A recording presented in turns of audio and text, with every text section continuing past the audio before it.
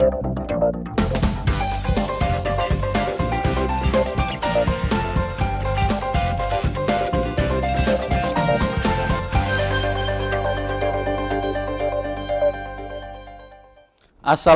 warahmatullahi wabarakatuh. Selamat sore pemirsa. Selamat salam pariwisata Wonderful Indonesia. Kali ini kita berjumpa dalam acara Hotelier Talks. Ya, Hotelier Talks merupakan sebuah program kerjasama antara Program Studi Pengelolaan Perhotelan Udinus dengan IHGM Provinsi Jawa Tengah. Baik pemirsa, kali ini di acara Hotelier Talks kita akan membahas satu topik penting yang berada di hotel umumnya yang ada di dunia ini. Jadi salah satunya kalau kita berbicara hotel, maka kita akan melihat salah satu departemen yang berbicara tentang makanan. Nah, pemirsa di rumah, ya, kali ini ketika kita berbicara makanan, ya, kita kenal namanya food and beverage. Nah, di dalam food and beverage ada dua departemen penting. Ya, salah satunya adalah food and beverage product. Nah, oleh karena itu pemirsa, dalam acara kali ini kita akan berbincang nanti dengan salah satu chef yang sudah malang melintang di dunia perhotelan tentunya. Ya, oleh karena itu pemirsa, maka nanti akan saya panggil salah satu chef, yaitu Chef Andreas Herlambang. Beliau ini adalah chef yang sudah malang melintang di dunia perhotelan dengan pengalamannya kurang lebih sekitar 20 tahun. Jadi Chef Andreas Herlambang nanti akan menjelaskan kepada kita gitu tentang apa itu food and beverage product di hotel, tentang bagaimana struktur organisasinya, bagaimana sejarahnya, bagaimana nanti pembagian apa aja sih yang ada di kitchen ini. Jadi biar di kitchen ini ternyata kok ada makanan yang manis, ada makanan yang panas, ada sup, ada main course, ada dessert. Nah, ini nanti akan dijelaskan secara gamblang oleh Chef Andreas gitu. Jadi Chef Andreas merupakan salah satu merupakan eksekutif chef ya yang ada di Hotel Normans di Semarang ya. Baik pemirsa, nanti beliau akan kami panggil untuk menjelaskan kepada kita semuanya tentang seluk-beluk food and beverage product. Akan kita tunggu setelah pesan-pesan berikut ini.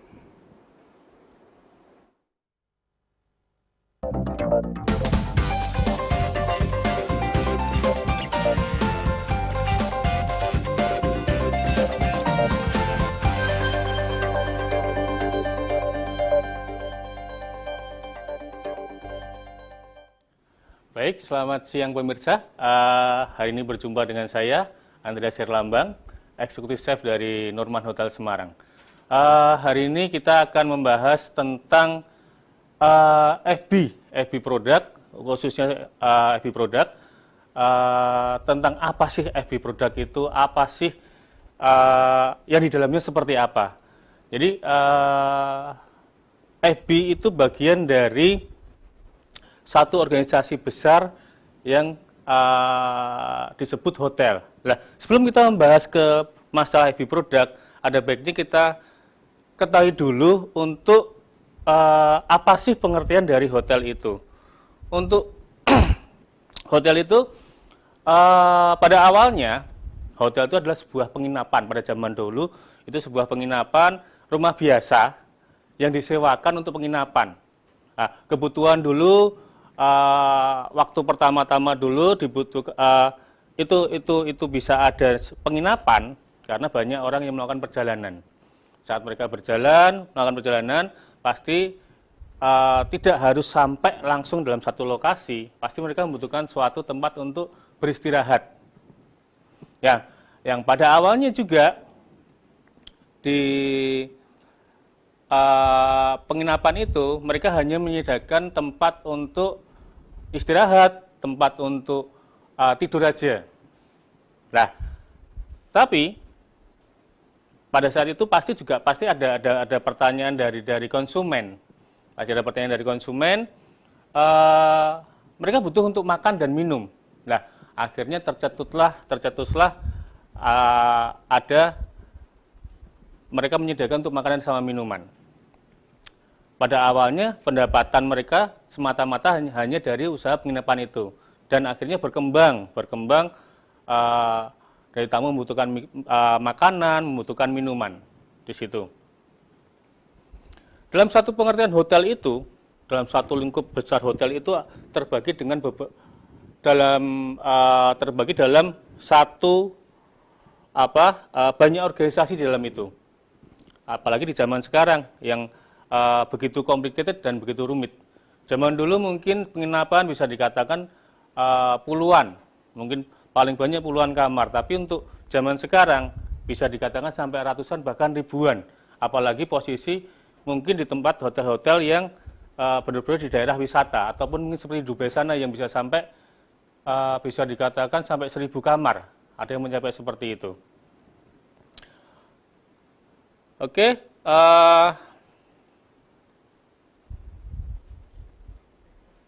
seiring berjalannya waktu, makanan, minuman itu juga menjadi salah satu daya tarik utama untuk tamu menginap. Contoh paling gampang, kalau kita menginap dalam satu hotel, kebanyakan untuk zaman sekarang pasti akan melihat, breakfast-nya seperti apa sih? Lengkap atau enggak sih? Nah, fresh atau enggak sih makanannya? Nah, itu jadi merupakan salah satu daya tarik utama. Yang kedua, Departemen FB juga salah satu penyumbang departemen yang penyumbang untuk pemasukan yang besar juga. Bisa dikatakan tidak ada limitnya. Gampangannya gini, kalau kamar kita udah terpatok, misalnya dalam satu hotel, dalam satu lingkup hotel, mereka dalam satu hotel itu ambil aja taruh ada 200 kamar, berarti maksimal revenue akan segitu. Tapi kalau misalnya dari F&B, di situ ada dia punya beberapa restoran, kemudian juga beberapa meeting room, juga misalnya juga punya ballroom yang besar, mungkin kapasitasnya ballroom anggap aja 500 ataupun sampai 700. Tapi kalau saat wedding, itu bisa meningkat sampai 3 kali lipatnya. Karena apa? Kalau wedding, apalagi zaman sekarang kebanyakan untuk buffet, itu bisa di-up-kan sampai ke 300. Karena apa? Bisa nanti dari wedding itu mereka keluar masuk, dan untuk waktunya juga pasti akan ada pengaturan untuk waktunya. Nah, di situ salah satu poin untuk meningkatkan revenue di situ. Itu. Nah, dalam satu F&B itu terbagi menjadi 3, yaitu FB Service, kemudian juga ada FB Product, juga FB Steward. Itu dalam satu organisasi hotel yang sangat besar. Nah, di situ mereka juga bertanggung jawab untuk menghasilkan revenue yang besar juga di situ. Oke, untuk kita fokus ke FB Product-nya. Untuk FB Product, dalam satu organisasi itu pasti memerlukan sesuatu organisasi yang bisa mengatur untuk semuanya. Jadi untuk ada pengaturannya, enggak seperti kita dalam di rumah seperti itu. Dan salah satu tokoh yang terpenting untuk memperkenalkan struktur organisasi di dapur itu adalah Auguste Escoffier. Nah, itu kita kiblatnya untuk di dunia makanan ataupun dunia di dapur, itu kiblatnya lebih ke Prancis. Kenapa? Kenapa kiblatnya ke Prancis? Bukan gara-gara makanannya yang enak atau apapun, tapi emang pencetus pertama untuk mengorganisasikan itu emang berada di Prancis. Yang pertama kali mencetuskan adalah Anthony Carême. Yang itu yang pertama kali menciptakan sistem organisasi di dapur yang secara klasik. Dan dari Anthony Carême itu juga dia menciptakan, bisa dikatakan mother sauce. Nah, mother sauce dalam hidup organisasi dapur. Mother sauce untuk awalnya itu ada 4 macam. Berbasic dari kaldu yang pekat, yang itu nanti larinya lebih ke yang turunannya seperti demi-glace dan teman-temannya, kemudian berbasic susu, yang nanti jatuhnya seperti bechamel, kemudian berbasic kaldu yang lebih light, nanti jatuhnya seperti velouté. Nah, itu disempurnakan oleh Auguste Escoffier untuk lebih menyederhanakan metode dari memasak, dari peninggalan dari Anthony Carême. Karena kalau kita mengikuti dari Anthony Carême, itu emang benar-benar bisa dikatakan untuk stuffingnya banyak, juga untuk apa namanya, sungguh rumit untuk di situ. Makanya disederhanakan sama Auguste Escoffier. Nah, pengorganisasian tersebut dibagi dalam beberapa departemen atau station berdasarkan makanan apa yang akan diproduksi. Nah, sistem ini dengan beberapa variasinya masih digunakan, terutama di hotel-hotel yang sangat besar dengan tradisional food service. Secara umum, untuk kitchen organisasi, nanti kita nih yang secara klasik. Seperti ini. Ini yang klasik dan ini berlaku biasanya di hotel-hotel yang jumlah kamarnya banyak sekali, juga mempunyai outlet yang banyak. Jadi biasanya kalau hotel-hotel mungkin di Jawa Tengah dan teman-temannya, kebanyakan mungkin cuma punya satu resto, kemudian juga misalnya ada penambahan, mungkin salah satu resto yang spesialitis. Nah, untuk yang klasik seperti ini, dia pasti memiliki banyak resto, dia memiliki lebih dari 3 resto. Nah, mereka dikepalai oleh seorang eksekutif chef. Dan bawahnya untuk pemegang resto-restonya itu, resto-resto spesialitis, itu yang megang adalah chef de cuisine. Reportnya nanti ke eksekutif chef. Kemudian juga di bawahnya ada sous-chef ataupun wakil dari chef. Setelah di bawahnya juga ada CDP. CDP pun juga terbagi dengan berbagai macam, dengan yang klasik itu ada sosier, passioner, entrementer, risotteur, gardemanger, pastissier. Kemudian juga ada cook atau komis. Kemudian juga di bawahnya ada asistennya. Nah, untuk penjelasan tadi, untuk eksekutif chef itu adalah seseorang yang bertanggung jawab penuh atas operasional di kitchen. Dan seorang eksekutif chef itu adalah seorang manajer yang bertanggung jawab untuk semua aspek produksi makanan, baik itu dari perencanaan, kemudian pembelanjaan, kemudian costing, jadwal kerja, rekrutmen, juga training. Yang tadi kita mengacu ke organisasi yang klasik, kemudian bawahnya ada chef de cuisine. Chef de cuisine ini bertanggung jawab kepada unit resto mereka. Oke, nanti akan kita lanjut setelah commercial break berikut ini.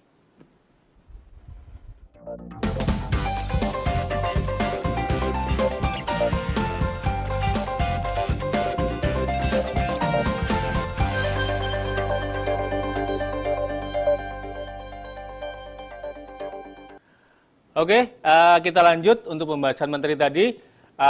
Kita tadi sampai ke chef de cuisine atau CDC.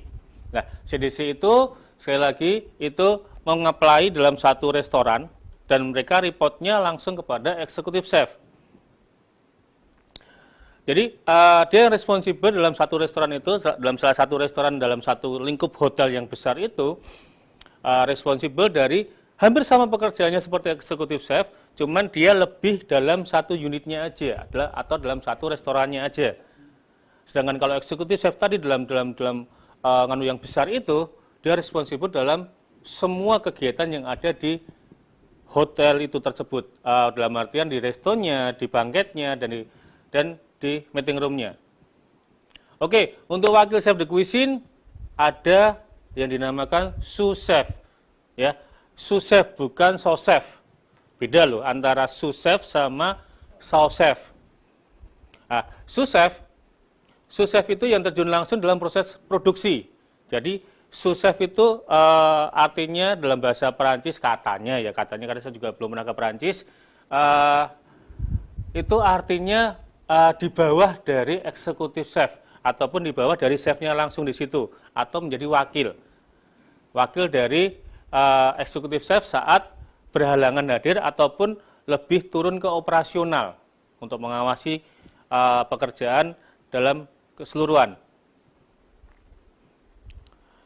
Sekali lagi, karena eksekutif chef, kemudian juga chef de cuisine, mereka lebih ke manajerial, lebih banyak dalam pengambilan keputusan, decision maker. Lah, itu untuk di operasional, perwakilannya adalah sous-chef. Dan sous-chef itu akan menggantikan juga posisi eksekutif chef saat eksekutif chef ataupun chef de cuisine itu berhalangan hadir.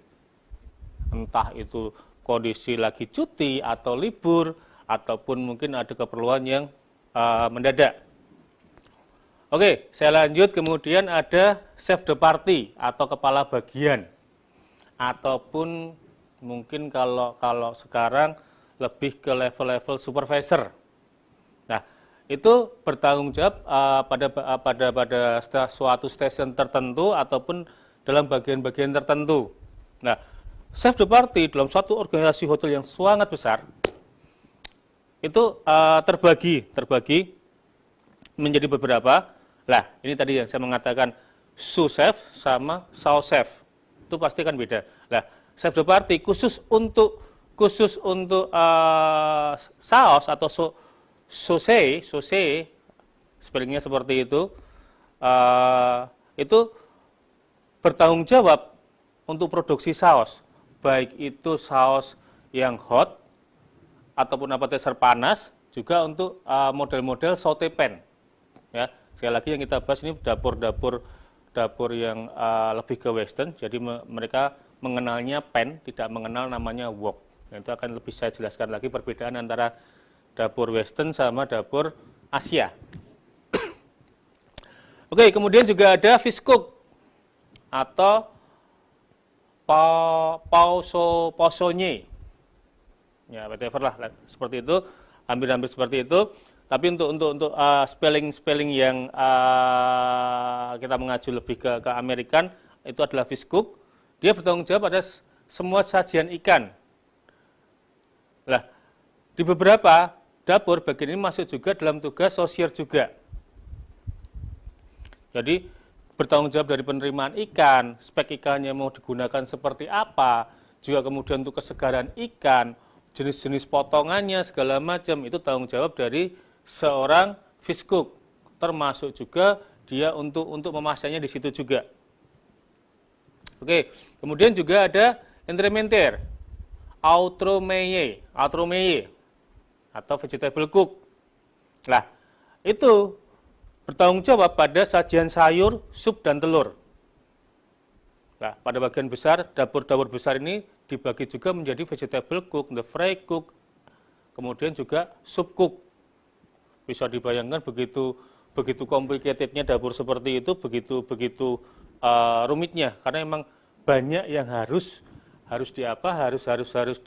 dilayani. Kemudian juga ada rôtisseur atau roast cook. Dia bertanggung jawab pada sajian daging yang biasanya berupa dipanggang, entah itu di grill ataupun entah itu di roast. Seperti itu. Kemudian juga ada pantry chef atau garde-manger, atau mungkin sering yang disebut garde-manger. Nah, seperti itu. Itu bertanggung jawab semua sajian dingin, termasuk di dalamnya itu ada salad, kemudian dressing, berbagai macam kulkat, yang biasanya mungkin panjenengan saat ke hotel, di situ ada berbagai macam jenis potongan-potongan daging dingin yang buat di appetizer, lah itu tanggung jawab dari garde-manger, ataupun mungkin sekarang disebut cool kitchen untuk di dunia modern. Nah, kemudian juga ada pastry chef. Pastry chef itu seperti semua orang sudah pasti tahu, tanggung jawabnya lebih kepada untuk kue-kue, dessert, kemudian juga model-model cookies, model-model bread dan teman-temannya. Di bawahnya lagi juga ada cook dan cook helper yang tugasnya sesuai dengan bagian yang dia ditempatkan. Itu yang klasik. Ini akan saya uraikan yang modern kitchen organisasi. Oke, hampir sama, hampir sama. Jadi paling atas itu ada executive chef atau bahasa lainnya chief cook. Kemudian di bawahnya juga ada asisten chief cook atau sous chef. Nah, terbagi sama seperti itu, terbagi menjadi beberapa divisi lagi untuk tanggung jawab pada station masing-masing atau istilahnya kepala bagian atau supervisor masing-masing dari bagian itu. Ada yang di cool kitchen, kemudian CDP di hot kitchen, kemudian butcher dan pastry. Mereka punya tanggung jawab masing-masing di situ. Ini lebih menyederhanakan dibandingkan yang tadi, yang secara tradisional tadi. Oke, di bawah dari CDP itu ada yang namanya demi chef. Demi chef atau istilahnya prachef, Jadi di atasnya dari komis ataupun cook. Itu juga dia fungsinya hampir sama seperti sous chef kepada executive chef, hampir sama seperti itu. Jadi saat chef de party-nya atau CDP-nya berhalangan hadir, dia yang akan menggantikan untuk di posisi di situ. Itu juga sama aja dari cool kitchen, hot kitchen, butcher, pastry, semua juga ada semua seperti itu. Kemudian juga ada komis 1, komis 2, komis 3. Komis 1 bisa dikatakan kalau gampangannya kita mikir itu sebagai senior cook. Untuk komis 1. Senior cook hampir sama, karena hampir mirip-mirip, emang jenjang dari di kitchen itu emang panjang banget, beda dengan departemen lain mungkin di FO ataupun di service ataupun di housekeeping, nggak akan sepanjang dari kitchen. Karena emang yang harus dipelajari juga bisa dikatakan banyak banget untuk di situ.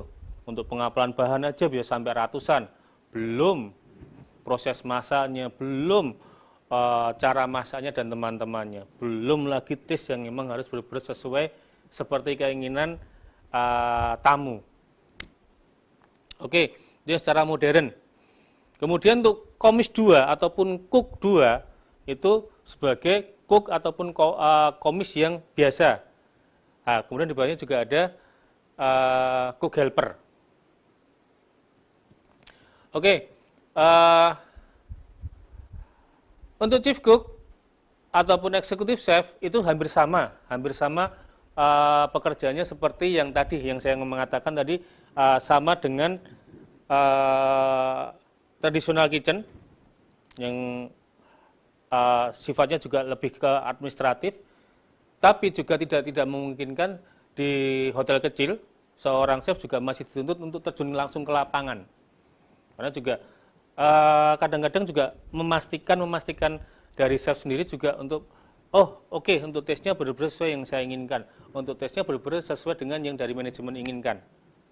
Sama pengelolaan dapur, kemudian untuk menyusun menu, kemudian untuk skenario resepi dan food cost-nya, kemudian purchase order, semua sama dengan apa yang dilakukan executive chef di hotel yang secara klasik ataupun secara lingkup yang jauh lebih besar. Kemudian ada sous chef, juga sama seperti tadi yang saya uraikan tadi, juga CDP, juga sama, dan juga bisa dikatakan CDP itu lebih ke urat nadinya dari kitchen, lebih urat nadinya ke kitchen. Karena apa? Dia yang lebih paling mengetahui tentang operasional sehari-hari, karena dia secara langsung ada dalam di operasional sehari-hari. Kemudian seperti tadi demi chef ataupun pra chef, tanggung jawabnya hampir sama dengan CDP. Kemudian juga ada cook atau komis. Nah, itu juga nanti penentuannya tergantung dari satu masa kerja, yang kedua emang lebih kadang-kadang masa kerja nggak terlalu diganggu banget, tapi skill dan attitude itu yang sangat-sangat menentukan untuk menjadi seorang untuk di leveling di kitchen. Baik itu dari mungkin paling bawah dari ada komis 3, kemudian komis 2, komis 1, CDP dan teman-temannya. Oke, sedikit saya bahas tentang stewarding. Stewarding kadang-kadang orang menganggap remeh. Apa sih seorang steward itu kerjaannya cuman nyapu, ngepel, cuci piring. Orang kadang-kadang sering menganggap sebelah mata tentang stewarding. Padahal kitchen tidak ada stewarding yang tanpa ada steward ataupun FB tidak ada steward, bisa dipastikan itu akan kacau. Oke, perbedaan antara steward dan stewarding itu sudah saya uraikan, ada di gambar juga. Untuk steward itu penamaan untuk posisi seseorang yang mengurus alat dapur dan restoran pada suatu hotel. Steward, kepalanya dari steward itu adalah seorang chief steward. Sedangkan stewarding itu aktivitas dari seseorang steward itu atau posisi itu yang berpedoman pada tata cara yang ditentukan mulai dari request, kemudian distribusi, storing, cleaning, washing, collecting, restocking, dan lain-lain sebagainya. Jadi tidak sesimpel yang orang-orang mikir, oh steward itu cuman asah-asah, oh steward itu cuman ngepel. Enggak. Begitu banyak sebenarnya tanggung jawab responsibel yang dilakukan, yang kadang-kadang dalam satu lingkup hotel sering memandang rendah, apa sih steward? Kerjaanmu cuma nyuci piring dan teman-teman, padahal banyak sekali. Dan di situ dia juga berhubungan dengan chemical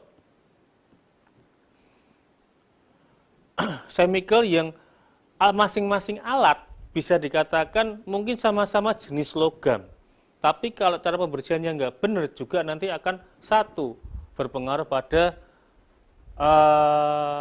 racun dan teman-temannya. Jadi memang benar-benar itu suatu tugas yang sangat-sangat kalau bagi saya sangat-sangat penting. Itu tujuan umum stewarding.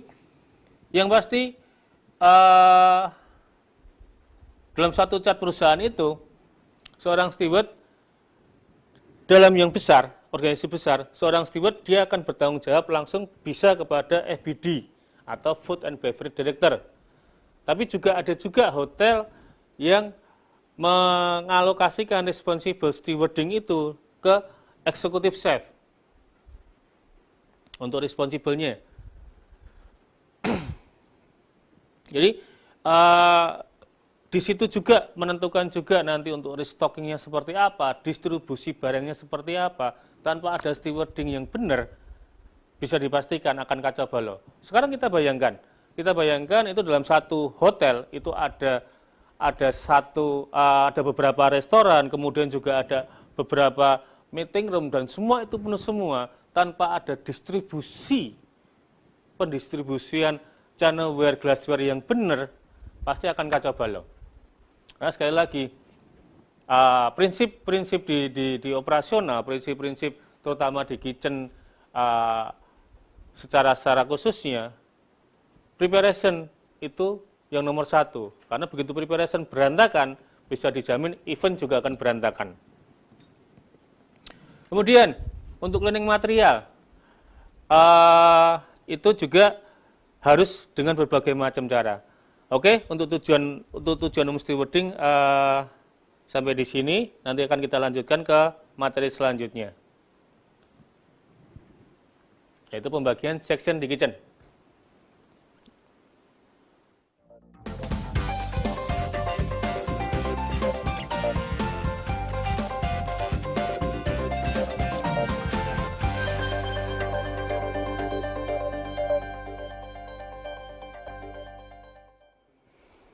Ya, kembali dalam acara Hotelier Talks TV-ku.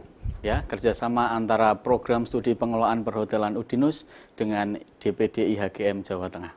Baik, Chef, bisa kita lanjut, Chef, ya, untuk materi hari ini tentang food and beverage product.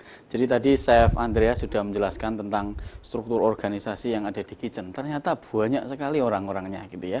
Jadi mungkin bisa dilanjut, Chef, dengan orang sebanyak itu, dengan jabatan dan posisi seorang yang bekerja di kitchen seperti itu, mungkin ada seksinya itu ada apa aja, Chef, gitu. Mungkin bisa dijelaskan lebih lanjut. Ya. Oke, saya jelaskan lebih lanjut. Tadi maaf, mungkin tadi agak berat banget untuk awal tadi ya. Ini saya kasih sedikit gambar-gambar aja, juga untuk biar lebih merefresh. Oke, ini untuk pembagiannya ada hot kitchen. Hot kitchen itu terbagi dua juga sebenarnya. Jadi mungkin ya panjenengan lihat di TV di sebelah kiri itu yang western. Hot kitchen yang western dengan ciri khas di situ ada kompor-kompor, pen-pen, kemudian juga ada salamander. Sedangkan sampingnya yang sebelah kanan itulah ciri khas dari Asian kitchen. Nah, di situ ciri khasnya ada woknya, kemudian juga ada kompor yang besar. Oke, kemudian untuk produknya seperti ini, semua pasti sudah pada tahu. Di situ ada BB Packing yang begitu terkenalnya, juga untuk Asia juga di sini juga saya sertakan juga yang paling bawah sebelah kiri itu ada apa namanya EL itu apa tuh Pak? Belut. Apa, Pak? Nah, Oh, belut. belut balado dengan tampilan juga yang lebih modern. Kemudian juga atas sama sampingnya itu ada yang model berbagai macam model stick. Kemudian juga ini dapur Gademanger ataupun cool kitchen. Cool kitchen tuh ciri khasnya di situ lebih banyak di vegetable yang fresh. Jadi kayak salad gitu ya, Chef? Betul, lebih banyak salad, pengerjaan gado-gado dan teman-temannya. Nah, seperti tadi yang tadi saya katakan, di situ ada salad, kemudian yang paling atas sendiri itu gado-gado presentasi secara modern. Sekarang kalau orang biasa itu nonton view. Nah, ini kalau seorang chef itu pasti akan sedikit digambar karena seorang chef itu lebih seperti apa? Seniman. Tuh. Yang cool cut tadi yang saya mengatakan cool cut, yang itu atasnya tulisan dari Gademanger ataupun cool kitchen. Kemudian Pastry Bakery. Nah, ciri khasnya pasti harus ada oven, namanya Pastry Bakery. Juga ada mixer, juga ada dusiter juga di situ. Oke, jadi kalau saya suka bikin roti-rotian ke sini, Chef ya? Betul sekali. Dan itu benar-benar orang-orang yang lebih ke orang-orang yang teliti. Oh gitu. Dan tekun karena kalau orang Jawa ngomong istilah pating celekuni. Nah, itu. Nah, produknya seperti ini. Di situ ada bakery, kemudian juga ada pastry. Bakery itu yang sebelah kiri. Ya, yang sebelah kiri. Oke, kemudian juga ada butchering. Butchering itu adalah tukang jagal gampangannya. Sampingnya pasti ada freezer untuk lebih saving untuk bahan-bahannya. Kemudian juga ada commissary atau kitchen preparation. Kemudian juga di sini ada banquet kitchen lah. Banquet kitchen ini untuk event-event yang besar, event-event yang memerlukan ribuan. Kemudian di situ juga ada stewarding yang tadi saya jelaskan. Ciri khasnya pasti di situ ada namanya dishwashing. Tapi juga seorang chief steward di hotel yang besar, organisasi hotel yang besar, dia juga akan punya office sendiri. Karena juga yang tadi saya sampaikan di situ ada storing, distributing dan teman-temannya. Baik, berarti ini ngurusin peralatan-peralatan gitu. Betul ya, Chef? sekali. Oke, baik. Terima kasih, Chef Andreas. Gitu. Mungkin kita bisa ke tanya jawab itu ada di live chat, Chef. Gitu ya. Oke, baik. Dari pertanyaan pertama dari Galuh Rizky, gitu ya. Permisi Pak, saya ingin bertanya bagaimana cara mengenalkan produk makanan hotel selain kepada tamu hotel yang menginap agar meningkatkan pemasukan F&B di hotel. Gimana nih, Chef? Wah, itu banyak banget caranya. Bisa paling gampang sekarang dan paling murah kita mengandalkan sosmed. Sosmed ya. Sosmed itu kita gencar habis-habisan, promosi habis-habisan. Jadi seorang chef nggak cuma sekedar bisa masak, seorang chef juga harus bisa bermain sosmed dan promosi. Dan chef itu selain itu tadi saya mengatakan lebih di manajerial dan dia juga harus mau keluar. Keluar kemana ini, Chef? Keluar maksudnya mungkin pengenalan ataupun saya sebagai seorang chef kadang-kadang saya juga ikut jualan keluar. Jualan keluar. Betul itu. Jadi langsung ketemu dengan tamu, Betul. dengan orang-orang masyarakat gitu ya? Ya itu. Juga kadang-kadang orang berpikiran menu di hotel itu pasti berat, pasti mahal. Oh Nah, gitu. seorang chef juga harus pintar berkreasi mengeluarkan menu-menu yang bisa dikatakan terjangkau dan murah. Oh gitu. Lah itu. Tapi dengan bahan juga yang bagus. Ngomong-ngomong di masa pandemi ini makanan tetap laris ya, Chef? Puji Tuhan, kebetulan di hotel yang sekarang saya masih incas, laris banget, apalagi yang model-model delivery seperti itu. Oh, delivery. Ya. Baik. Jadi yang selama ini orang hotel berarti di dalam, lah ini sekarang kita rubah konsepnya, kita keluar. Kita keluar ya. Baik, Chef. Oke, kita ke pemirsa lagi di pertanyaan berikutnya, Chef. Gitu ya. Bagaimana cara memperoleh ide makanan ya, Chef? Kalau makanan yang kita buat sama dengan di tempat lain bagaimana gitu, Chef? Ide sebenarnya banyak banget. Kita sekarang sangat-sangat terbantu dengan ada yang namanya sosmed.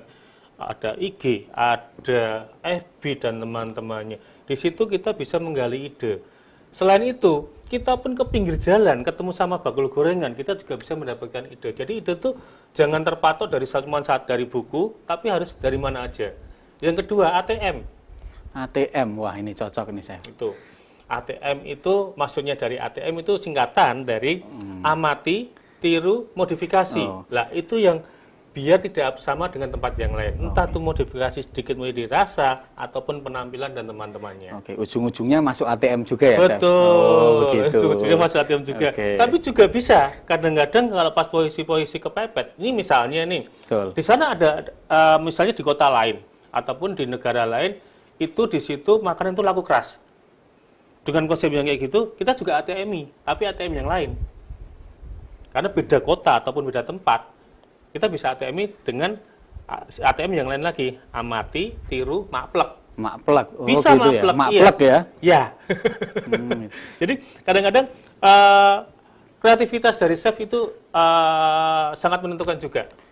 Mana yang kadang-kadang harus maplek, kadang-kadang harus modifikasi.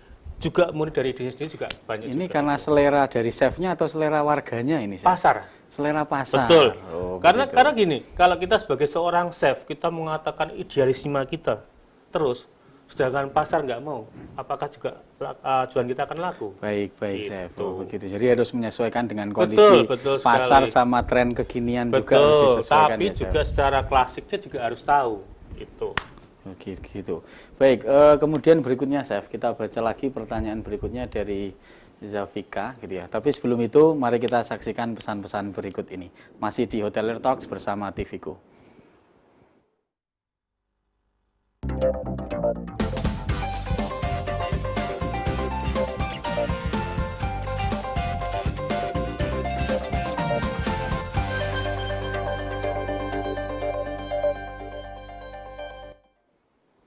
Kembali lagi bersama Hotelier Talks, kerjasama antara program studi pengelolaan perhotelan UDINUS dengan IHGM DPD Jawa Tengah bersama TVku. Baik, Chef, kita lanjut lagi, Chef, ya, di segmen terakhir ini. Mungkin satu pertanyaan, Chef, sebelum kita tutup nih. Dari siapa ini, Chef? Zafika, Chef. Ingin bertanya, bagaimana cara untuk menambah wawasan seputar food and beverage, Chef? Gitu. Mungkin ada saran-saran, Chef, nih untuk para pemirsa yang ada di rumah. Gitu. Yang pasti, satu, kita harus mengikuti perkembangan zaman. Yang kedua, manfaatkan sosmed sebaik-baiknya. Kadang-kadang orang mengatakan sosmed itu jelek segala macam, tapi kalau kita bisa memanfaatkan itu, kita bisa untuk menambah wawasan kita.